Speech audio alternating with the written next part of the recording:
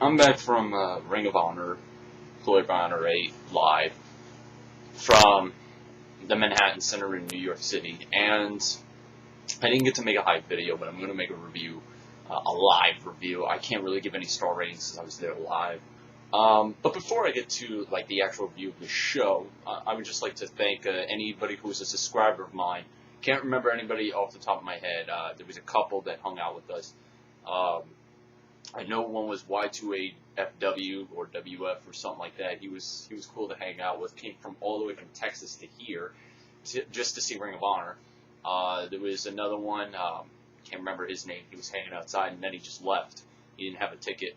But then we had another subscriber of mine that I met at this concession stand, and there was probably a couple of more subscribers that I met. If you were there and you said hello to me, I appreciate it. Just for future references, if you are a subscriber of mine and you just happen to see me, not even just at a wrestling show, just in person, I mean, unless I'm with my family, feel free to come up to me and talk to me about YouTube, because, hey, I don't mind talking to my subscribers. I don't mind it at the fuck all. If you want to say hi to me, I will gladly say hi. If you want to even engage in conversation, please, I'm all for it. I'm all for talking to my subscribers. But, as far as meeting people, I met with the usual people, Sabatini Forever, Instant Classic G1. I met up with Rs for a small bit, but then he just left for some reason. Whatever, that's his choice. I met with Crazy Mike as usual, Rude Boy, Gilbert Blaze. I met with Instant Classic 8 for a bit. I finally got to fucking meet Sanders Robin. The story about that, I'm waiting in the fucking concession stand. Me and Travis are trying to find fucking Sanders Robin and Cool Nerd. We can't find those two fuckers anywhere. I'm waiting at the concession stand and I see this familiar face pass by. I'm like, wait a minute, is that fucking Sanders Robin? Fucking tap him on the shoulder, and sure enough, that was him. So I finally get to meet you, and it was a pleasure meeting you. Got to freaking check you off the list. But Cool Nerd, you are a bastard. I still gotta see you. So fucking give me a number or something so we can fucking keep in contact. But, and the one that I had been hyping up the most, Bill of RVD Tito for Life. I actually met Bill for once. Yes, my arch nemesis from 2007. Bill was actually cool. He was not an asshole. He was very cool to talk to. The one thing I did notice about him, though, he talks in person the same way he talks in the videos. So the way he talks in the videos, he's going to talk like that in front of you. At least that's how he was with me. We talked about 45 minutes before the show started, and he was a cool guy to talk to, so he was very interested to see what New York was like and see what a New York show was like, and it was really good. But, yeah, it was interesting meeting Bill for the first time in my life, because 2007, if anybody remembers my videos, 2007, blah, blah, blah, I even brought up to him that I was still blocked on his channel, and he was like, oh, man, let me unblock you then. But, yeah, I mean, it was cool meeting Bill. Hopefully one day, me and Doug will cross paths. Ooh, doesn't sound good. But anyways, at the show, I got a couple autographs. Hopefully they're not too fucked up. And they're not too fucked up. I actually got this one last minute. I got to take it for the last minute. This would be Terry Funk's. He's a very slow talker, but hey, he was still cool to talk to. He was very comical. I got that at the last minute, and it was actually a good thing because I got my front row ticket again for Final Battle. And then, of course, Shelton and Charlie. Yeah. And I even took pictures with them. They should be up on my Facebook soon. Also met with Necro Butcher, got his picture, and A-Double, Austin Aries. So, yeah, that was really cool. And, so, yeah, I was in front row. If you could not see me, I was wearing, well, you can't see it now, it's a Slipknot shirt. It's a very red Slipknot shirt, and I was wearing this hairdo, and I had my headphones around me. So you must have seen me, because I was in front row. So if anybody saw that person with a red shirt, hair like this, headphones around his neck, that was me. With the exception of the last match. That's when I wore the Roderick Strong shirt. Now, let's get on with the card, okay? Special challenge match number 1 was Jay Briscoe versus Kenny King. This was going fine, but it ended pretty shortly. I can kind of understand why, because we had a lot of big matches coming up, which was the basis of this show. My whole problem with this show was that either something ended really quickly, or the ending just seemed very inconclusive. Like, there was no, why would it end there? Why would that be the ending? And that's what this whole show was based on. Even though I had a really fun time, and it was really fun, that was my main issue. I've been to better quality Ring of Honor shows, let's just put it that way. But Jay Briscoe and Kenny King was fine. They were going really good. And then Red Titus had to get involved. And that's when the next match started. This was, let's just say, it was a decent match. It was a decent match. Then we had Mark Briscoe versus Red Titus. This match has to be, and probably people are going to go crazy when I say this, this is probably Red Titus' one of Red Titus' best performances. I mean, you probably didn't see that within the stream, but watching it live, Red Titus busted his ass in that match. He really did a good job in that match. I was really shocked, because I've seen Red Titus in live many times before, and that was the best I've ever seen him, quality-wise. He really busted his ass in that match, and it was really good. So, I would say this was on the good side, just on the good side. Then you had Eric Stevens and Necro Butcher versus Grizzly Redwood and Balls Mahoney. Balls actually, for me live, Balls really did a good job. He really performed well.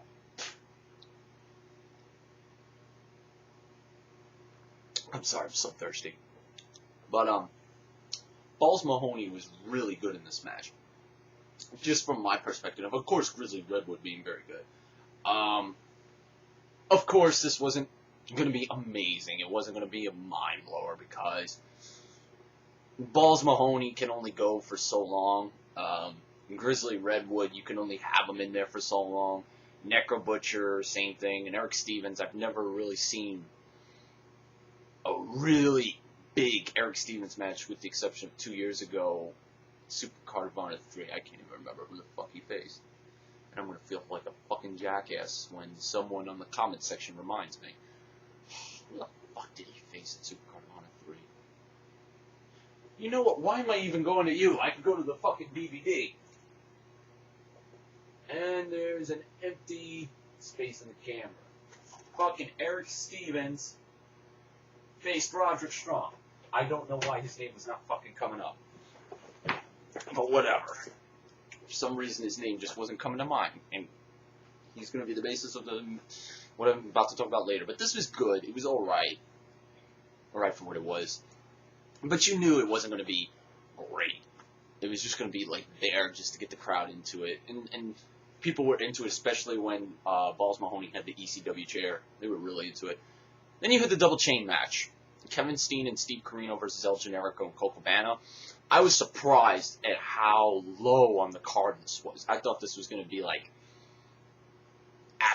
on the second half, but it surprisingly was on the first. And you can argue this was the best match of the night. I can't really decide. This was a great match. You were expecting something more violent, because again, the fucking announcer had to go ahead and say, "Oh, parental advisory, this and that." And I mean, at least they were choking people with chains instead of neckties, because otherwise that'd be just, people would be traumatized by that. But this was really good. Kevin Steen just showing how great of a fucking heel he is. And I love Kevin Steen just for the fact he's just an amazing fucking heel.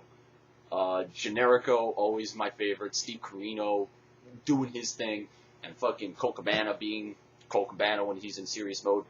What really shocked me was fucking just Kevin Steen ripping off his mask and then putting it on his face and leaving it on the fucking chair. I can't tell what he wrote on the chair with Steve Corino's blood, because that's what happens after the match. Fucking, he rips off El Generico's mask. El Generico runs away with Colt Cabana. Steve Corino's like all fucking passed out. Steve Corino's son is there. And then fucking Kevin Steen puts the mask on the fucking chair, takes Steve Corino's blood and spells out something. If someone could tell me what it was, please tell me. I haven't read anybody else's review, so I don't know what he said on there. I just want this to come from the heart, and I don't want my opinion to change. So this was a great storyteller. It really fit the basis of a storyteller. Could it have been better? Yeah, it could have been, but it was great. I'll give it that. I can't complain too much. And after intermission, we got to the second half. We got Eddie Edwards versus Sean Daivari for the TV title. I was very disappointed. Not in the match. The match was actually better than what I expected. Because I didn't think it was going to be anything special, but it was actually pretty good. I was disappointed because this could have been the night where Sean Daivari could have really gotten some heel heat. Because of the fact that he has Arabic roots. Granted, he's an Arab American. He did have a gimmick at one time where it was dedicated to being a character who was neglected because of 9/11. Now, I've been told that he did cut a promo where he wanted to get away from that, which is fine, but if he really wanted some heel heat, this would have been the best time to do it. Granted, you're going on a touchy subject, but it's not like it hasn't been attacked before. Go look at Manhattan Mayhem 3. I think Austin Aries said something along the lines of, New York are a bunch of pussies, and no, New Yorkers think they're strong, but they weren't so strong on 9/11 or some shit like that. I'm just paraphrasing, but something like that. This match was decent. Eddie Edwards was fucking over as hell. Daivari got very reaction, not too big of a reaction. But again, that all lays down to the fact that, hey, he didn't get a promo time. He only let Prince Nana go ahead and talk shit for maybe, a minute? So, yeah, kind of disappointing there. Then we get to the Battle of the Best, Austin Aries versus Christopher Daniels. This was a letdown. This, I have to admit, was a letdown. I'm a big fan of both of these guys, and I thought this match was going to fucking be, like, off the charts. But it wasn't. It was good, but it just ended. Like, it just randomly ended. Granted, the ending made sense with the Angel's Wings off the turnbuckle, but it's kind of like with Miz and Big Show versus Morrison and R-Truth from this year's WrestleMania. When I saw it, the ending made sense where Big Show knocked out John Morrison, but it just happened so quickly. Like, I felt empty. Like, I wanted to see more. I wanted to see them go at it, because you had Austin Aries do the 450, and freaking, what's-his-face, Daniels kicked out. So you think, oh, well, Daniels is going to hit the Angel's Wings, and Austin Aries is going to kick out, and it's just going to give you that illusion of who's going to win. And it just kind of ended. It's just like, huh? But it was still good. You can't really say it was bad. It was good, but it was just so, like, you expected more out of these two. So, what can you do? Then you have the Dream Tag Team match. Kings of Wrestling versus Shelton Benjamin and Charlie Haas. I was on the verge in the beginning, like the first 5 minutes, of thinking this was the greatest match I've ever seen. Because the way they were just going was fucking amazing. This match is just like what I've been saying earlier. It was a great match, but it had a weird ending. Like, it just ended. Again, the ending made sense, but it just seems like I wanted more. I wanted to see more before I got, like, an ending. Because it seemed like they were going to set up for a big ending, and it was just there. And to me, this match was fucking great. It still was great. I can't say. This is on par with the Double Chain match.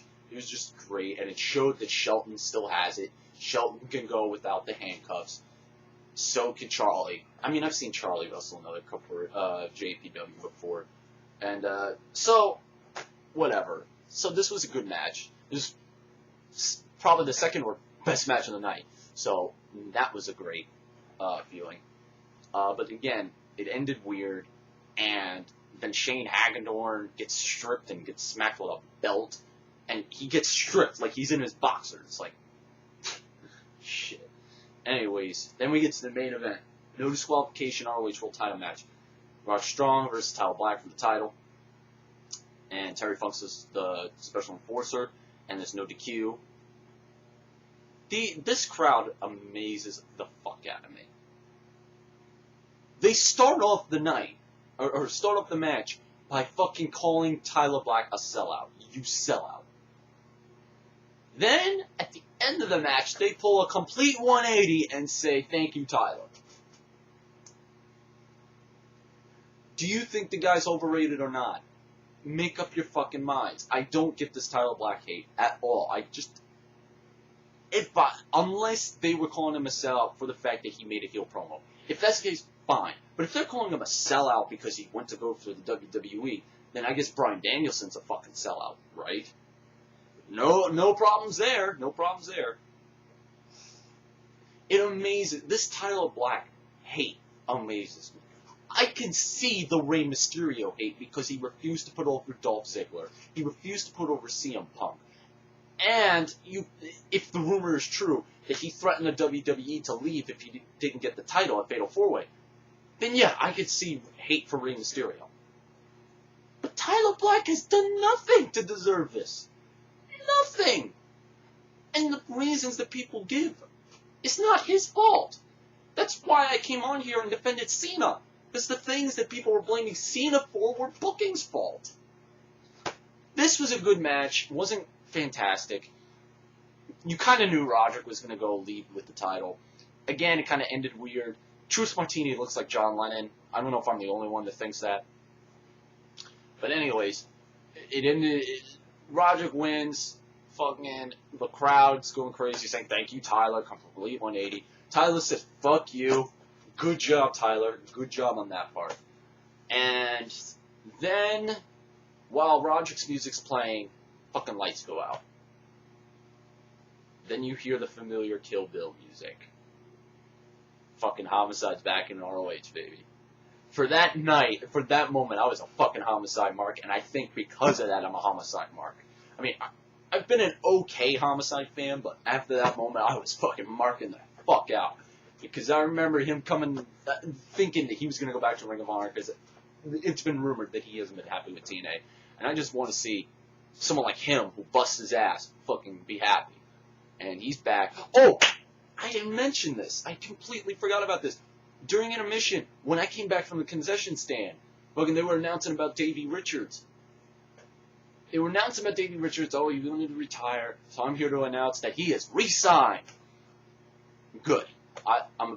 Davey, we need you. We need you in Ring of Honor. We need you to be ROH World Champion one day. You gotta win it.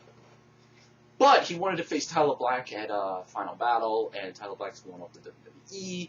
So, and now Homicide wants a title shot. So, let's see. Final Battle, my prediction right now. Roderick Strong defends the ROH World title against Homicide and Davey Richards. And I expect Roderick to retain because he has to hold the profile. But anyways, overall, the show was fun, and it was good. It was still a good show. If you are new to Ring of Honor and you want to buy a Ring of Honor show, and you want to go ahead and pick this show up when it comes out on DVD or buy it on GoFightLive.tv, go right for it. Just go right for it. You might enjoy it. I've seen a couple comments where this was their first Ring of Honor show and they liked it. So, again, it's not a bad show, but if you are like me, who've seen a lot of Ring of Honor shows, you probably, I mean, you'll still like it, but you won't like it as much as like something like Death Before Dishonor. Death Before Dishonor really took the cake as far as show of the year. It's pretty much settled. But to anybody who wants to invest their time with Ring of Honor, please watch this show. I did hear there was some stream fuck-ups. Well, I don't know whose fault that is. It's either your internet connection or it could be Ring of Honor's fault. Who the hell knows? But I implore you.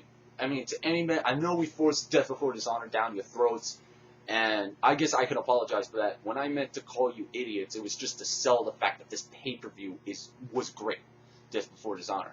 It's like that old ads where you're an idiot if you don't fucking get this new cologne that'll get you all these girls. I mean, it's a way to just like convince the viewer. They feel so stupid they don't have it that they have to go out and buy it. That's the same thing we hear. If you want to get Glory by Honor, go for it. I implore you, give it a chance. You might actually like it. And then once you see this show, go for Death Before Dishonor. You'll probably like that even twice as much. I guarantee you'll like that. But go for it. Just see what you think. And this is my live review, and I might give a pay-per-view review, don't know. But yeah, and I'm out, and I'm fucking tired, and I'm passing out. Later.